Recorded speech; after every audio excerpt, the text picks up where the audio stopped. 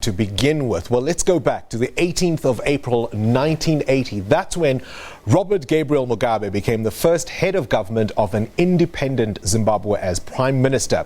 With time, he came to occupy the position of president, and for 37 years, his authority in the country was absolute. His was the voice of a god. He had begun his rule with a call to turn swords into ploughshares and ended it with the persecution and bloodshed of those who opposed him. A year ago, Mugabe was still the president. There was no apparent threat to his long rule until early November, when he dismissed his vice president, Emmerson Mnangagwa, apparently at the behest of his wife Grace and her supporters. The old man had taken a gamble once too often, and it was a move that would end his career and see Mnangagwa ascend to the highest office in the land. Well, here it is, In the Jaws of the Crocodile is a fascinating new book about really the dramatic events that unfolded leading to the departure of the Mugabes from the political stage. Its author, seasoned journalist Ray Ndlovu, joins us now in the studio. Firstly, congratulations. What a fantastic book. Thank you very much, Mohani.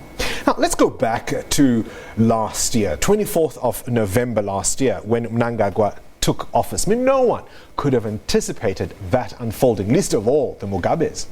Yeah, I think for everyone who was watching the Zimbabwean story at the time was very much taken aback in terms of what transpired, that within 3 weeks we saw Emmerson Mnangagwa begin his assumption of office. You know, it's something that no one had seen, because you recall a couple of weeks earlier he was fired, and at that time it appeared as if his political life had come to an end.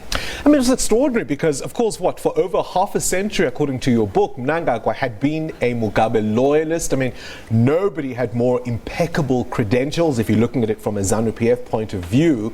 And for his troubles, Mugabe ditched him. Because he wanted to, further the ambitions of his wife? Well, remember, within ZANU-PF already there was the raging question of succession, to say who is going to take over after Robert Mugabe. He was still president at the time, but he was 93 years old. And these questions began to rise up within the party to say who is the man to take over. And we saw two factions emerging within ZANU-PF, jostling basically to at least have a sway with regards to who takes over. And Grace Mugabe was seen to be very quite strongly, in terms of advocating for that shift in the guard.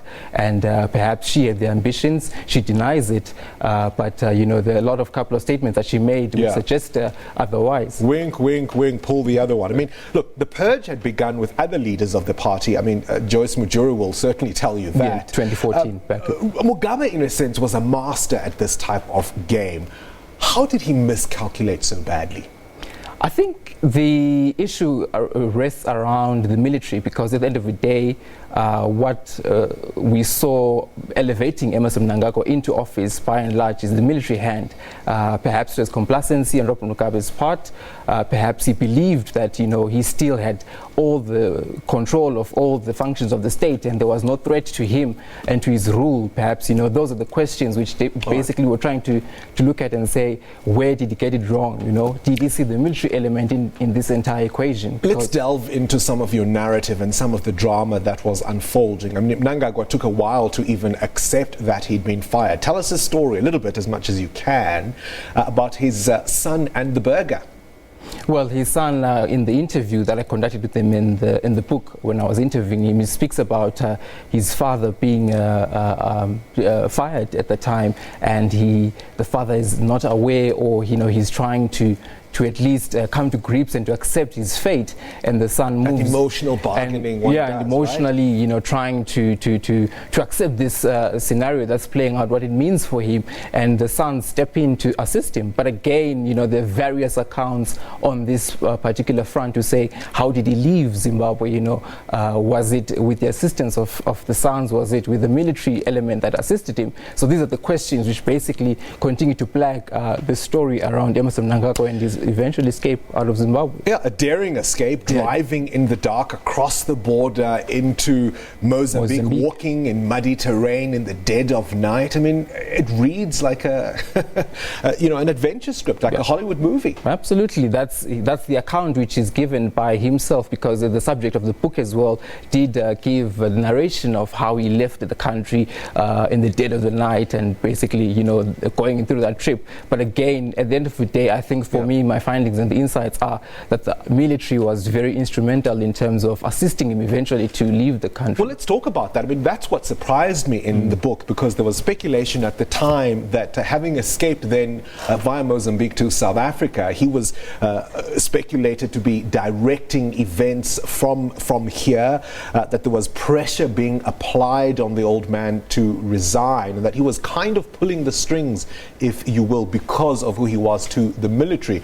Your book seems to suggest that he was really very much a passive role player in all of this, really lucky to have escaped with his life.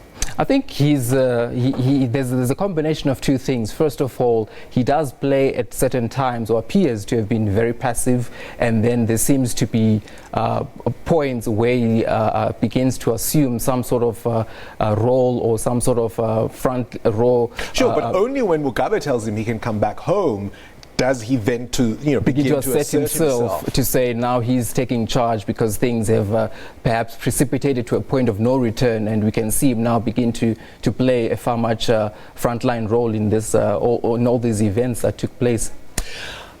The central issue that's always going to hang around Mnangagwa was, of course, as Mugabe's one of his chief lieutenants, really, going back to the mid-1980s, those massacres. That surely is going to remain a stain on his career in terms of his involvement in that. How has that question been resolved now that he's president?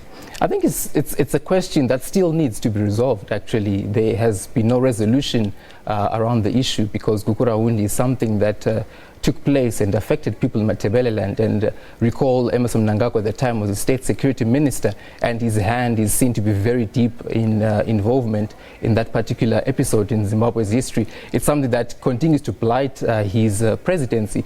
I could just take you back to about, I think, a week ago in terms of the Commission of Inquiry into the violence, post-election violence in Bulawayo, where some of the witnesses were not talking about the post-election violence, but began to narrate their own experiences of Gukurahundi. And so these things continue to come up and flare up under his rule, and he needs to begin to face it head on if he's to win the majority support of Zimbabweans, because it's a divisive element in his rule right now. You saw the package before our conversation started. A number of Zimbabweans in South Africa and elsewhere in that diaspora thinking about going back home, but it's not going to be a decision many are going to make very lightly. Look, the economy is still in ruins. Now the shelves are running empty, fuel shortages. I mean, something as basic as cooking oil has become a precious commodity.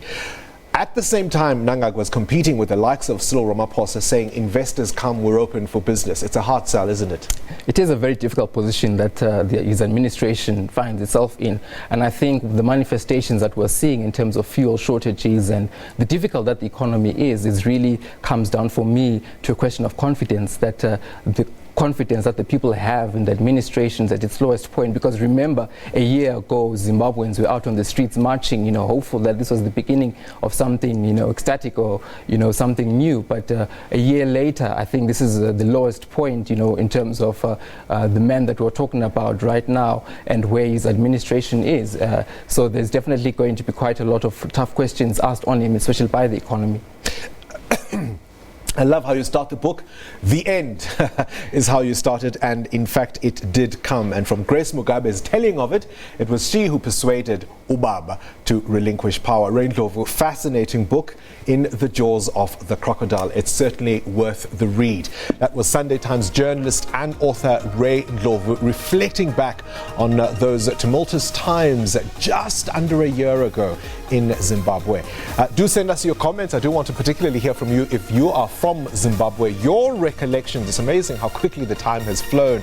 On Twitter, use the hashtag #FullView. You can, of course, send us your voice notes or video call us. 066 479 8056 is the number you can do that on. And indeed, you can view any of our interviews or features by going to sabcnews.com. You can also find us on Facebook and we're on Twitter.